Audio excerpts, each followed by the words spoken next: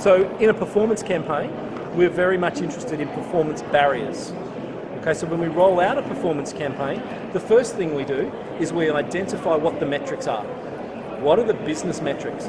The next thing we do is we say what behaviours need to be in place to achieve those metrics. When we've got that absolutely clear, we then say what intent stops those behaviours or is needed to drive those behaviours, and then finally, what blocks that intent. So you go metrics, behaviours, intent, barriers. So in a performance campaign, it's all about the supervisor working with the learner.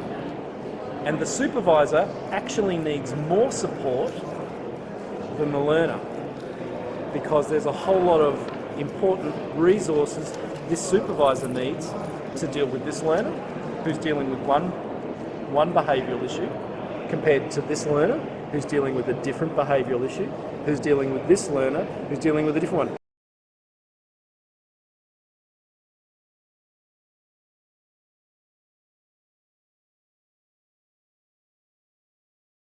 So, what else on that list did what sort of caught you off guard, if you like, or caught you to think through when you compared the differences? Yeah, you go, please, Catherine. Like for me, this lady had it right, but I still think that's for both really, because you still always have to look at knowledge, whether you're doing that a traditional way or what do the rest of people think about that? And there often can still be a skill gap, or you have to find the skill gap, and it could be an either. So that's nice, Catherine. Yeah, opinion, and I was struggling. So that's when we went in the middle first, and then I thought, well, actually, is it all about?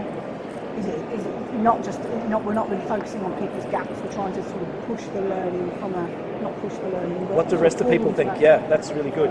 So, one of the speakers just this morning was talking about mindset, motivation, environment as well as being factors in performance gaps, rather than it's not necessarily about the knowledge or the skill gap, but it can be other things. What do other people think?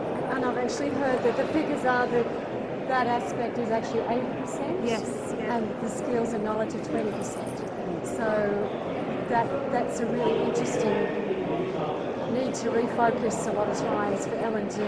What do you think, Catherine? What do you think? Well, I mean, I suppose I'm from a very clinical thing, so skill is really important to me, and people have to have the skill because that they'll make them. You just do, and it's practice to get the skill, but you've got to have the knowledge as to what you do. Justin, what are you thinking? What are you thinking about this? I think for me it's probably more leaning towards the performance aspect. I think when you start to engage in performance-based conversations, I think people will engage with it better. Where if it's some kind of more focus on the L&D, some people will take to that. I think some people maybe not so much, and you just kind of breeze through the exercise. So what we say is it's all about will, not skill.